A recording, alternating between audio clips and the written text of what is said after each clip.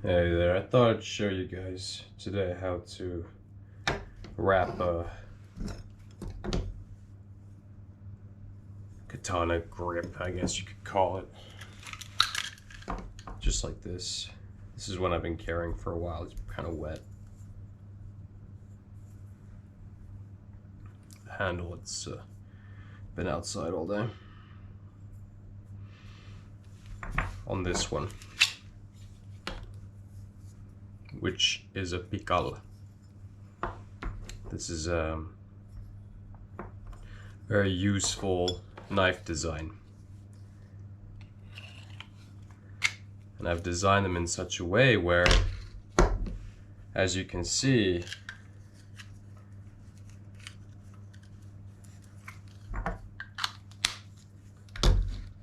the handle doesn't necessarily, the wrapping doesn't necessarily have to be on there for the knife design to work, and it makes it safe for you or me to wrap the handle on.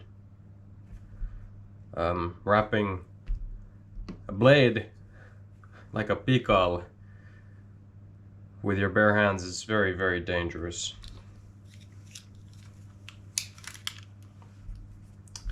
So you want to have a stretch of string which is as far apart from, if you stretch it out over your chest and stretch your arms out, you pinch it as far out, a whole body length like that, that's more than enough to do a handle like this. And what you want to do is you want to create as long and as thin end tip to your paracord, because that's going to be very important when things start to get really, really tight, to grab on and pull. Because what you're going to want to do is be able to plunge it under a knot as far into the tweezers as possible. Now this is one that I have thinned down on the belt grinder myself. Very, very fine. And then a tool like this is also very nice to use. And this is also another tool that I made myself, and that's for poking holes where there isn't much space. So how do we create one of these?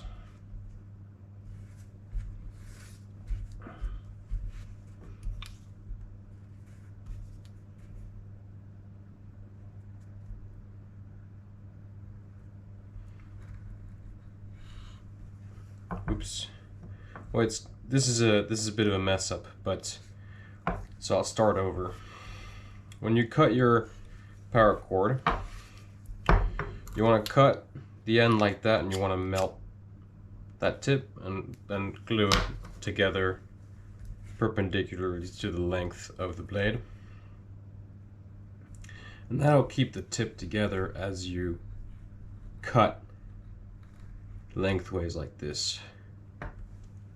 And this is already a pretty good start. You got to be careful because it's very fragile here, it'll pull apart.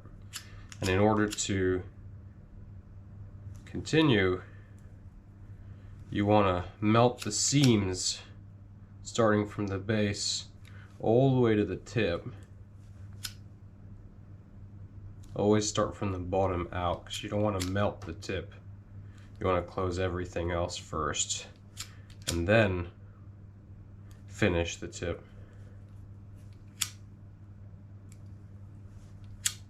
And this is still very, very thick.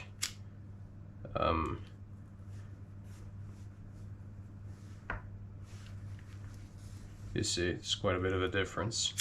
So you got to be very careful not to apply too much heat in one go, because it doesn't need much to kind of turn it into a clay-like substance that you can just, it feels clayish, but oh, that was a bit too much, you see.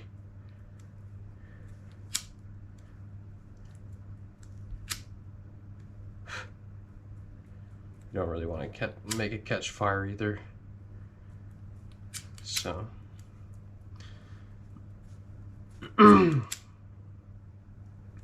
But when you're doing this, what's happening is you're binding all these fibers together. You know, this is still a bit thick, but it's quite difficult to do on camera. Things are never for some reason, things are never the same on camera. So now we've got our length here of this paracord that's ready. We don't. Actually, we do. Just put it away. So the first layer is this type of string, which I believe is used in leatherwork. I use it for a lot of things to fix a lot of stuff, and I use it mainly for the first layer of the handle. And what this does, and it's very important, the paracord will not sit on top of this steel too easily. And one way to solidify the wrapping and make it really as tight as possible is to try and taper the tang so that it's thin here, thick there, and the same here. It progressively becomes larger from here to there, because this is where your knot's gonna be, and your hand's gonna do these kind of movements forward. So you want those strings to really be pushed against their own tightness. Having a under layer, the first layer being the string like this, you just add a huge amount of friction, and then when you put the final layer over and it's flat, it'll bite into something, which is the string.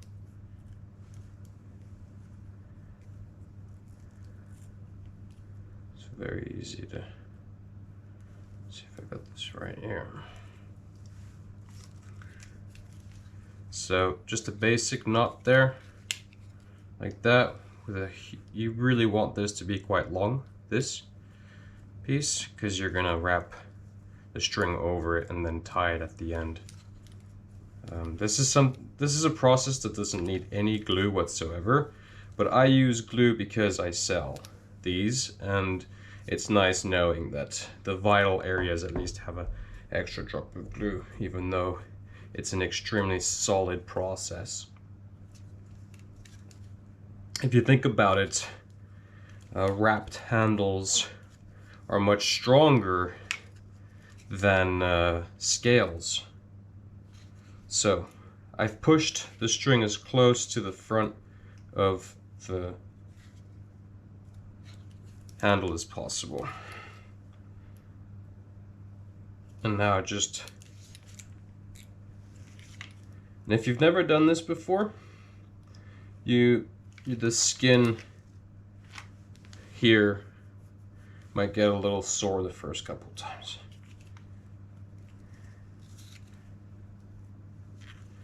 Now, what you want to do with this string, which I call a knot string, is to run it on the side that has the most roundedness. So on this particular knife here, which is not a pical, it's on the bottom, because for every time that the string goes over it, you see the force of the entire structure is then hanging together. It's just an added level of strength. It's just an added level of integrity to the design, having that string there. I think it's obvious why it makes sense to you. It's very difficult to explain some of these things when I'm trying to focus on doing a really good job. And so when you're rolling it over like this, I'm using quite a lot of force. It's very important to have rounded edges on the corners of on all the sides, so chamfer the whole exterior, so you don't cut the string at an unfortunate moment, like somewhere at the end by accident. So as you see, I'm slightly twisting it and then pushing it back like this. So always pushing the weight against the string that's underneath, and this is to give it that nice snug look.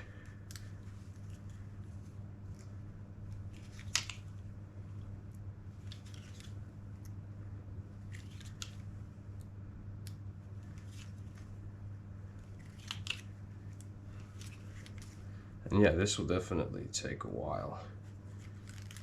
I also forgot to take my rings off before doing this, so kind of stuck with it now.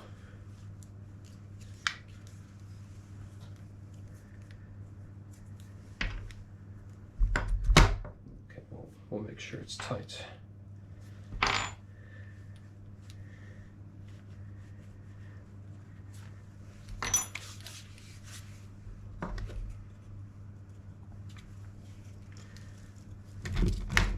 It helps, of course, not to wear any rings.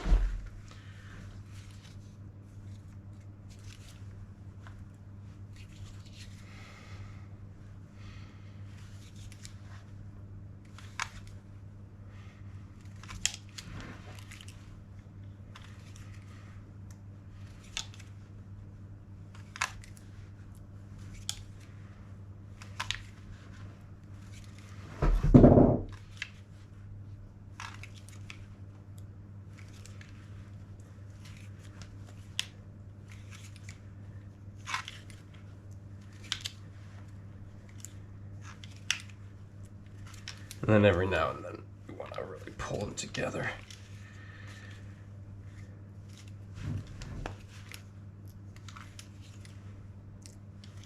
See, it's quite tight, and there's this sort of waxing over the string, which is that waxing, it binds, the waxing mixes with the waxing of the previous string. So it actually creates quite a nicely sealed waxed surface there. The waxing on this thread is very weak compared to the ones I've used before, so I think I prefer it when it's a bit more waxing, because I don't think this is enough waxing. But it works super well either way, so I haven't seen any difference between the two, and I can't find the other one anywhere. So I actually got the other string from like a box that was like a beginner leather set or something.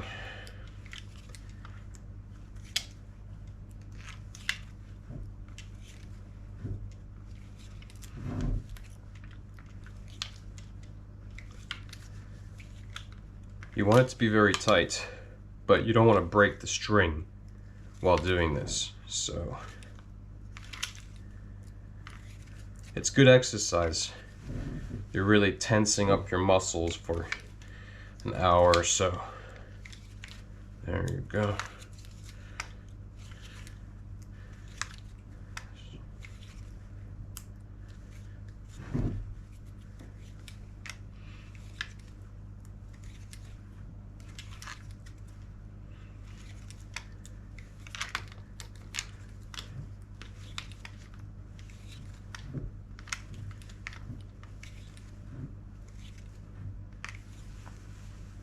Get a little rest there. So that's where that top string becomes really important now, when you got a curvature going down like that, because it really lets you pull that upper part of the string, prevent it from creating too much space with the previous one.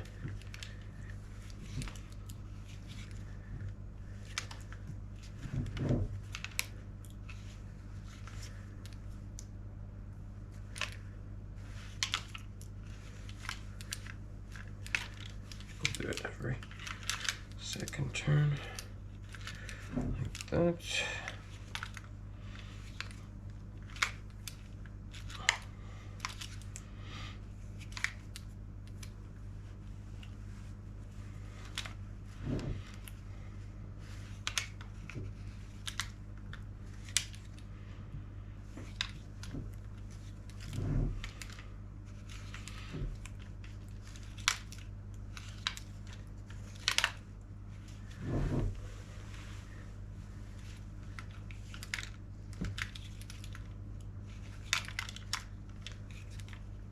Cool. You don't want it to be too close to the hole.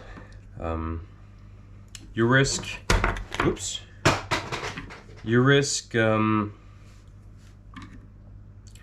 damaging this string if you catch underneath it with these tongs when you're using them to tie the final knot on this.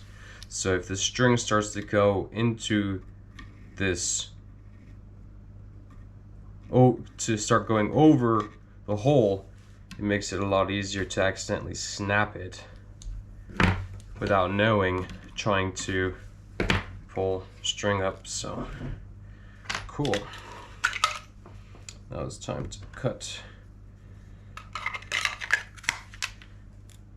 So I think I'm gonna go back once.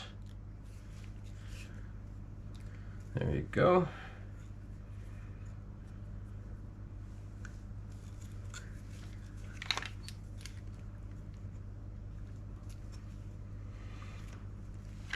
That's when that super glue comes in handy.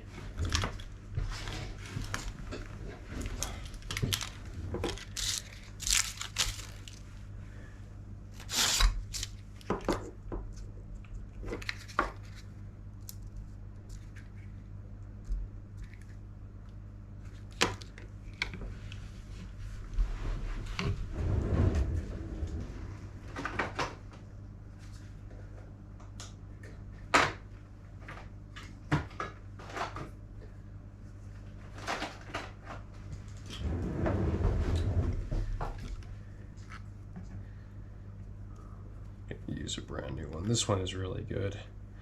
This Bison.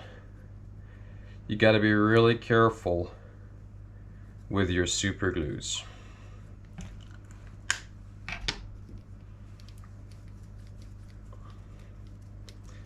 Because most of them, especially certain cheap ones, not all, but certain cheap ones, what they do is they'll burn, or not like literally burn, but they will just stain and permanently stain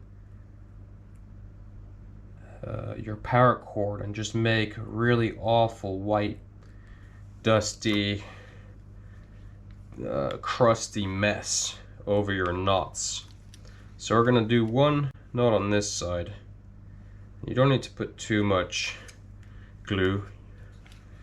And then when you do put a little bit of glue over, you loosen it a little bit, the knot, and then you tighten it so that it goes everywhere in there. Now, of course, you don't even need to put glue in these sections. If you do your own special knot or something like that here, there's a bunch of ways to do this where you don't need to put any glue whatsoever on this style wrapping. Which is just really, really, really great for so many reasons. And I think, like, as a skill, as a survival skill, wrapping handles is a great skill to have, because if you know how to produce certain materials in nature, you can put a wrapped handle on almost anything you want, really. Whereas, for example, a full tang knife with scales, if you drop it, or if the scales pop off, or you have a problem like that, you either rip everything off and put a wrapped handle on it, or yeah, you know, you don't have too many options in nature. It's even easier to maintain rat tail tangs in nature than it is a full tang scale knife, and this is a full tang, like, wrapped. Gotta let that dry out.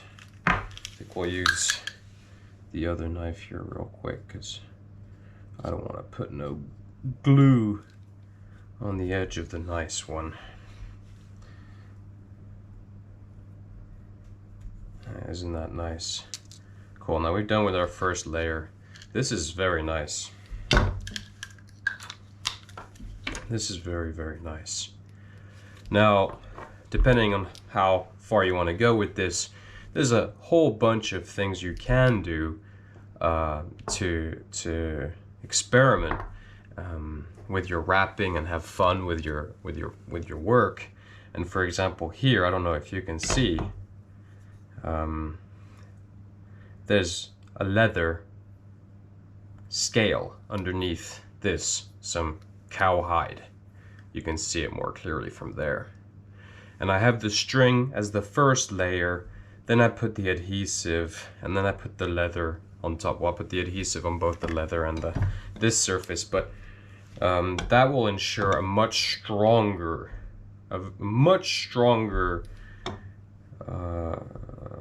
bond than just the leather against the metal. And then when you do have those leather scales or whatever scales you want to put on top of this layer between the scales and the paracord, you want to make sure that you leave enough space on your spine, from the spine, for the paracord to catch onto, because this sideways string action, so to speak, this is extremely important for binding against the threading of your paracord. You see, this doesn't move. I'm not applying any force whatsoever here, and it doesn't want to move forwards or backwards whatsoever. So, you know, you don't even have to tie the tightest possible knotting that you can possibly do, because of the nature of how the materials just bind together very, very well. I mean, you need a lot of force to push this forwards.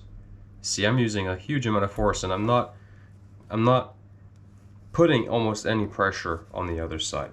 So it's extremely important to leave enough space on the spine so that all these strings catch onto your paracord when you got experimental, fun scale stuff going on here. And let's move on. So you find the center of your paracord. I have to double check my strings all the time because I have a kitty around here that likes to claw them. So what I do, and you want to kind of pick your favorite side where you always start, so that you keep consistency over all your products. Now you see here, it's on the right side. This is actually a very old blade from really, really long time ago, and you can see it's on the left side where I start. So whichever one you want to do, it doesn't matter, but you got to know that there is a difference. So this is actually from the batch of knives, from the batch of karambits that the Wu-Tang Clan bought from me a long time ago, believe it or not. So I like to have it on the right side and place it over, see if there's any issues anywhere. It's very important now, this part, where your paracord goes over the first string, because what happens, and I've seen this a lot, especially on this side, so this here, you don't want to do this, because that first string now is exposed, and with a decent amount of force you never know what could happen. But you see, you don't want that. It's very tight, I don't want to damage it, but I can pull that. So you really want to have it over the front string, at least here, there, with the first layer.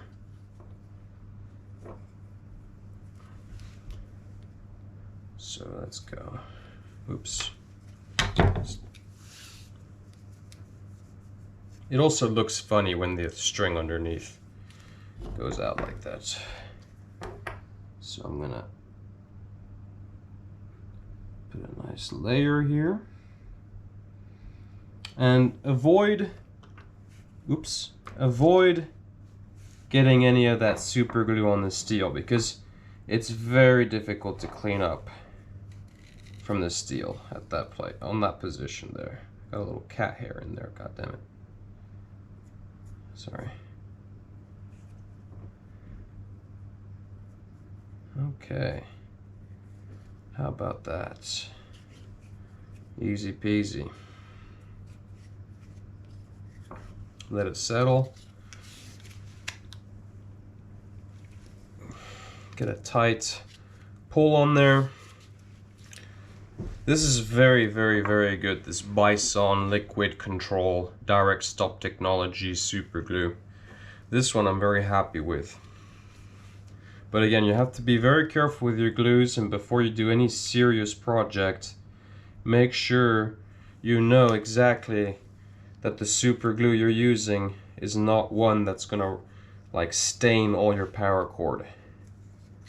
Because you can go and work on a wrapped handle like this for 2 or something hours, and then you're wrapping the knots, you're finishing everything up, and then you're like, whoa, which, you know, goddamn, what glue was the one that stain and don't stain? And then you pick the one that stains, and you drop a little bit somewhere unfortunate, and then boom, you're kind of forced to restart from the beginning. Cool. I think this is a really, really good start. Now you see what I'm doing here is what I'm doing is I'm pushing the string up against the kydex to seal the space around the entry of the sheath, and this is, you know, to prevent debris from being forced into the sheath. Okay, so how do we start this? There's a million ways to do this, and I'm sure somebody has a better way, but nobody on YouTube really has a video that's very clear about how to do these paracord handles, and I think this is personally a survival skill that everybody should know. So you twist, you pull this over nice and flat like this, and you twist it once, and then you twist it twice. You can already see the pattern forming. You already know what to do next. So I'll do again 1 and 2. You see? That's it. Now, for maximum strength, you would want to do the next knot on the other side in the opposite tension, in the opposite pattern. But that's very, very tricky and difficult to do. So we're just going to go ahead and do it this way, where it's very much more simple. And then we're going to do the other one another day. So now's your chance to kind of move everything around, make sure it's all centered before tightening. This is very nice first knot. So you need to apply a lot of force. It's very important. It's very important. Now, don't worry too much about retaining the maximum amount of tension, because as you go down the length of the tang, that extra tension gets conserved as you pull the whole thing tighter and tighter for every knot that you go on and on. The interesting thing with the Katana wrap handle is that it kind of holds itself under its own tension quite well. And if you do it just right, you can actually cut one of the knots and the handle doesn't unravel. So here's where you're going to start using a lot of force. And if you want to put glue underneath each and every time you pass over the spine or the belly of the tang, you want to have a glue that doesn't settle immediately. Because otherwise what's going to happen is going to settle before you're going to be able to apply tension. And then you don't want to put the glue too close to the area you're going to be pulling from, because you don't want it to wash over onto the surface. So if you're going to pull from this direction, you want the glue to be further on one side than the other. Again, I don't believe that almost any glue is necessary whatsoever in this design. I like to have it in certain places. I know how to do this without using any glue whatsoever, so for me,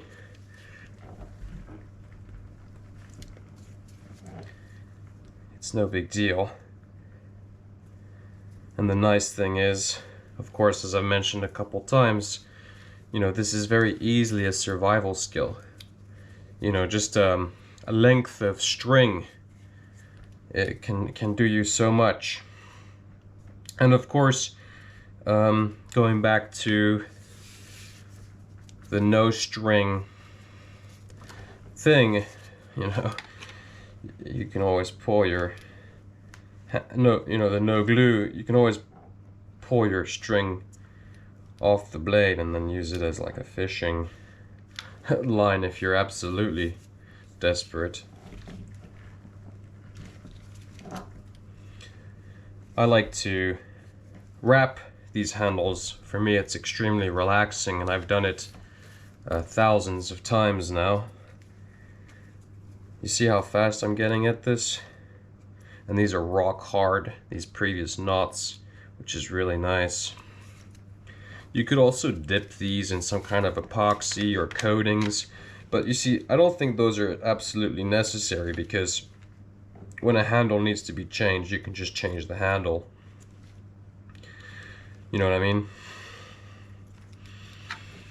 And then the nice thing with string also is if you mess up, you don't necessarily damage your raw material. You can start over with the same materials and not waste any.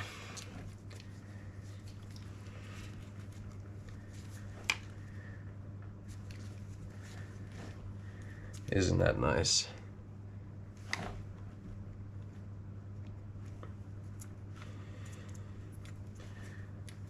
Got to be very careful that each time you do a knot, you push everything back this way.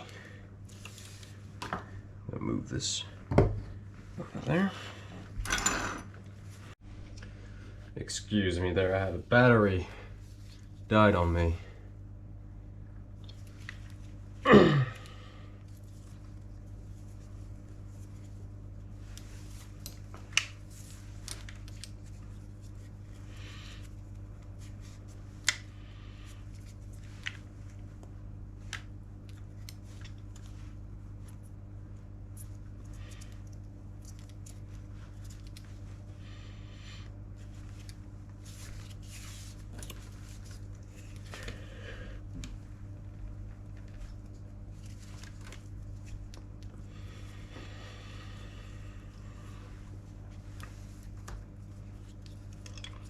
It's a little bit difficult for me to explain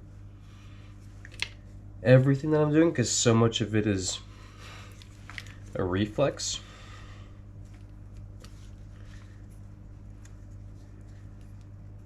So sort of redo that one there.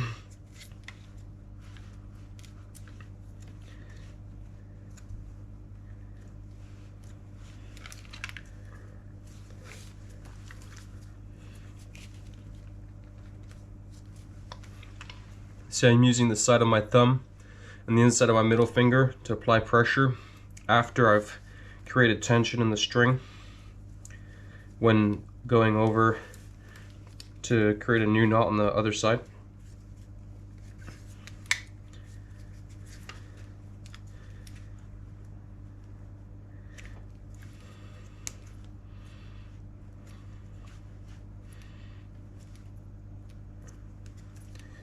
Now, different types of strings with different thicknesses and different widths and different braiding will all give you slightly different results in doing this process.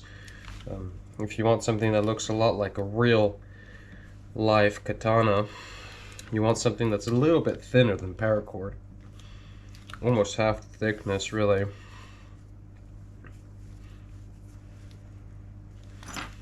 See here, put my finger in the back to apply pressure. It reaches a point here, it'll be in a few knots time, where you don't want to be too tight, because then it's going to be impossible to do the final finishing knots.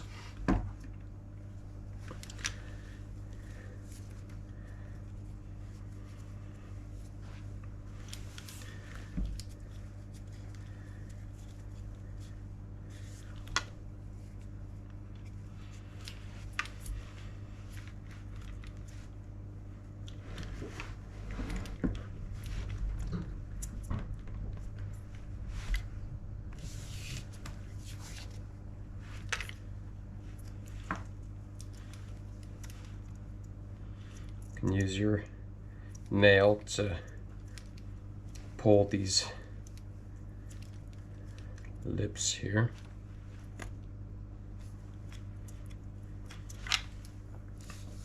You want to make sure each knot is tidy before tightening it and going on. Now I'm doing it with the both hands-on approach. I think a lot of people, they have all sorts of tools for it and all sorts of vices and all sorts of gadgets for this, but I can do this standing in the middle of the woods if I wanted to, so I'm right now doing it sitting in the middle of the woods but inside a cabin, so close enough.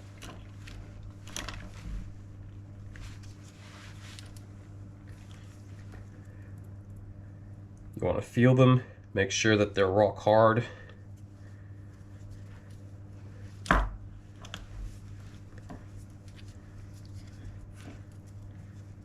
Alright, now is the time when you don't want to do it too tight, because when you do the final knot, that's what's going to finish off the tightness.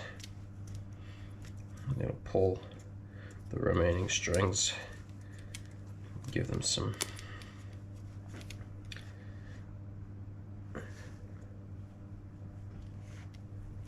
tension.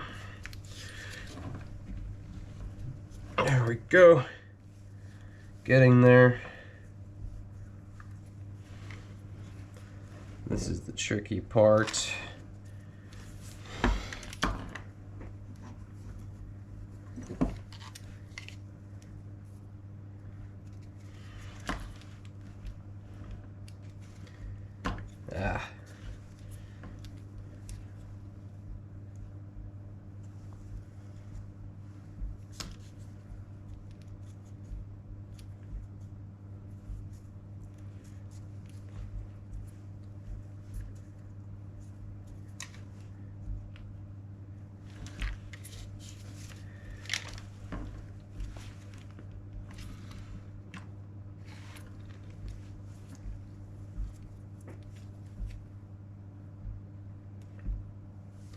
I have to put a drop of glue right here.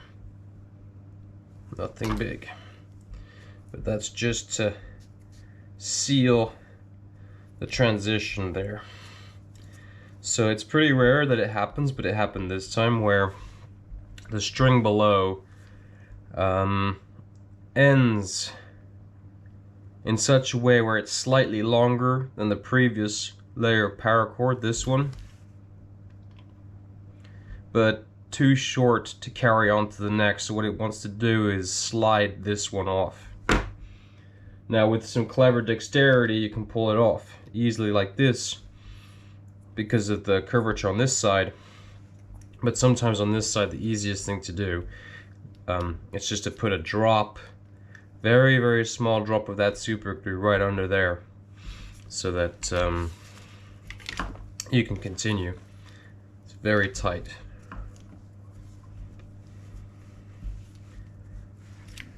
Okay.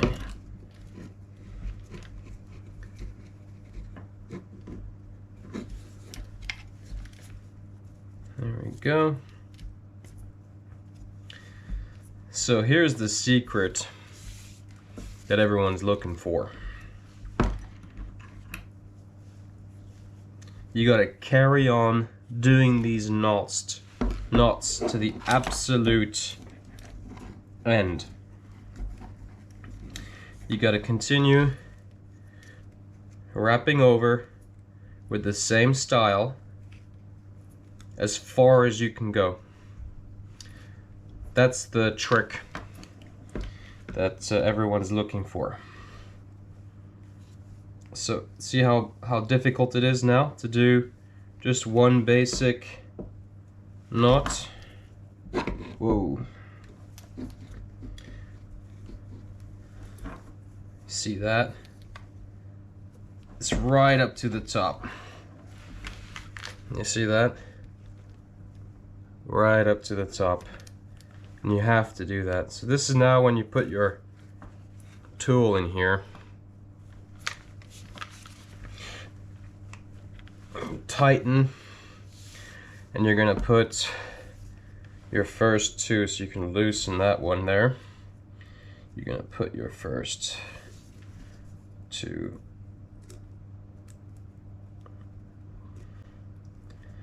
in there.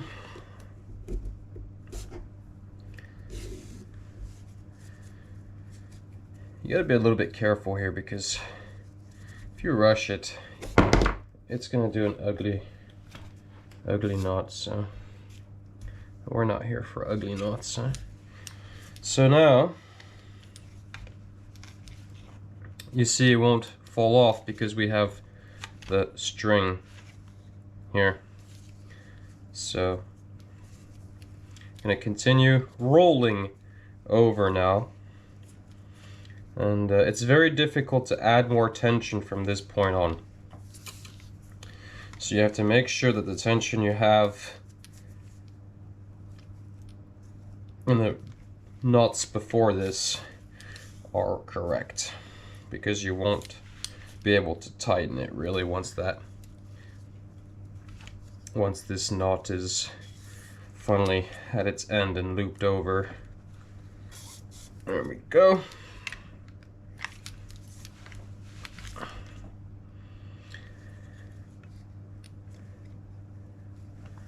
Now you want to be careful here and make sure that it looks pretty, because it's very easy, you see that doesn't look pretty.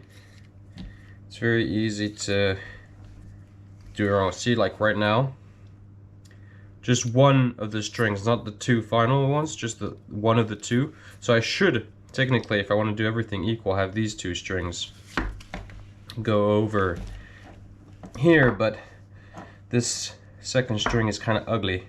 It looks like they're overlapping. So by just doing that one last string, you see we actually fixed that very nicely instead of doing both. So now these tongs become very useful. This is also where you should be paying the most attention, because I think most people who are here to actually, watching this video, are here to actually figure out how to do this final knot on the end. So now the most important, or one of the most important, is to wrap these two over that knot and to the other side here. So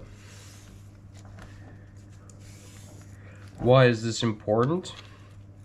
Because when you're pulling the paracord through the hole and over this final knot, that tension is preventing the string from wanting to go off and slide off. So this is basically a pommel. You could call it like a pommel knot. Now here you can do one of two things. Either go over the first one and back through the other side, or over two knots here and then back over to the other side. I like to go over two knots because the final knot at the end is usually bigger on one side than the other, unless you do go over two knots here. So this is kind of tricky, and if you're not careful, it can leave a kind of nasty mark over there because this is metal against nylon. So what we want to do here is find our way underneath the paracord.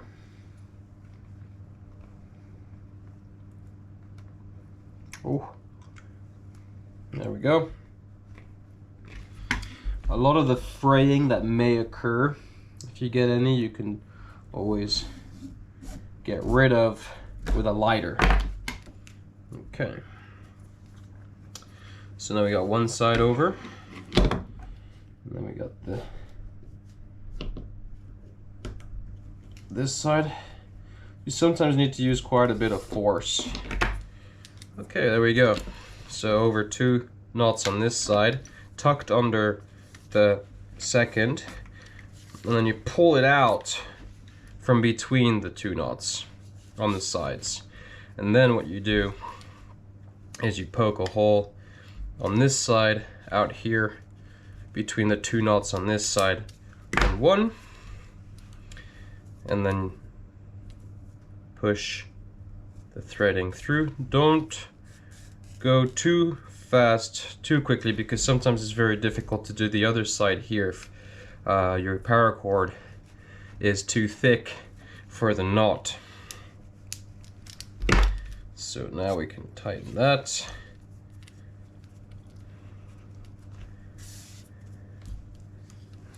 Okay. And the nice thing, of course, with these tongs is you can very easily grab and cool.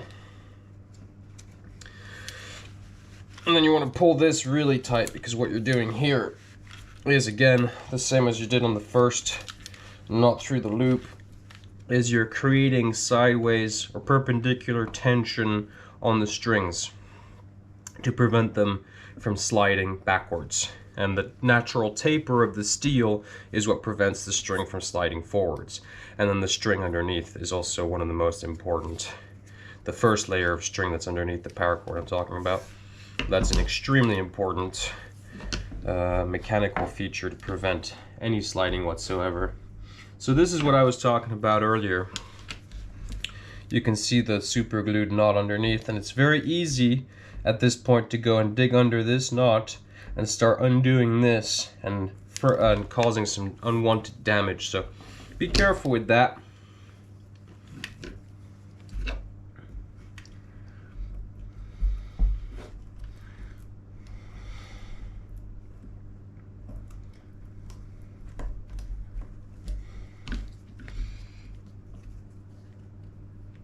Here we go. Oops. See how nice it is to really get that paracord, tip of the paracord really thinned out. It speeds things up dramatically.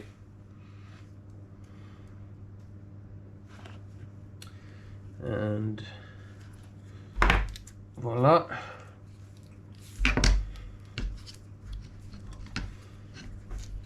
Again, don't put too much tension straight away, because you still have to put the other string through. Again, make a spacing and try to slide the paracord as deep as you can into the open tongs. You see often, there we go. And now we're very close to finished. As you can see, very nice. Now we do a knot, and then this knot, you want the bottom string to go like this before you put the super glue on the inside here, a very thin layer, and then you do the final tightening.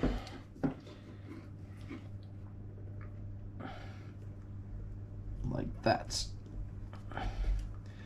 And that final little drop of glue is more than enough to keep that knot there from coming apart.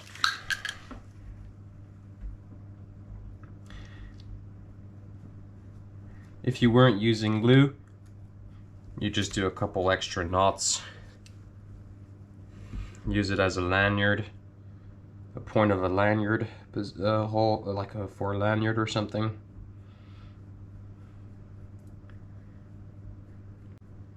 Gotta be very careful cutting this paracord because you don't want to cut into the knot. You don't want to cut into anything else that's unwanted. And final pass over with the lighter, just for any fraying that may happen. And then what I like to do is tap the knot down. That's nice. And then on this side too, just tap it down a little bit.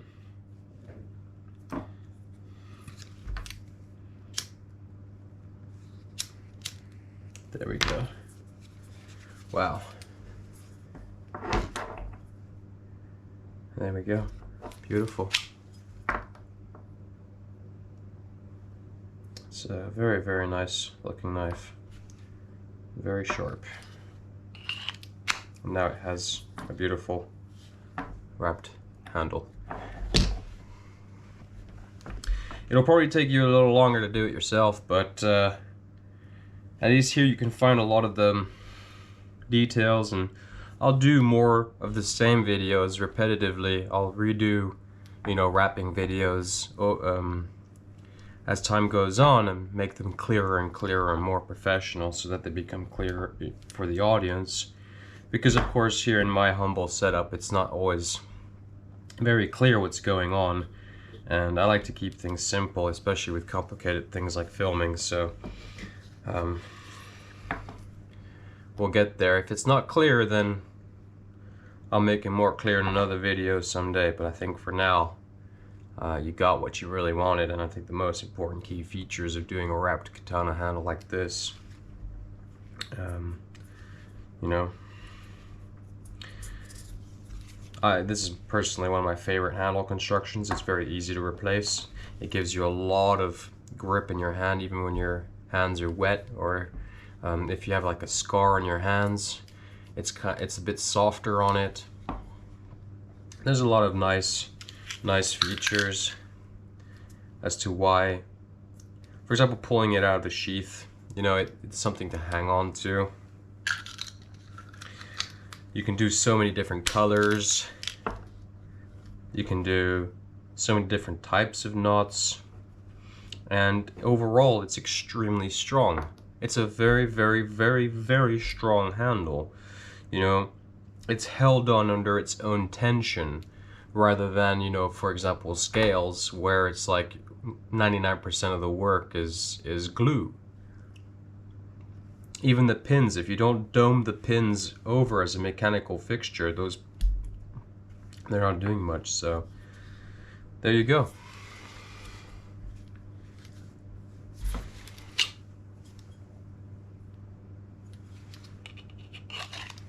Hope you guys learned something today. Thank you very much for watching.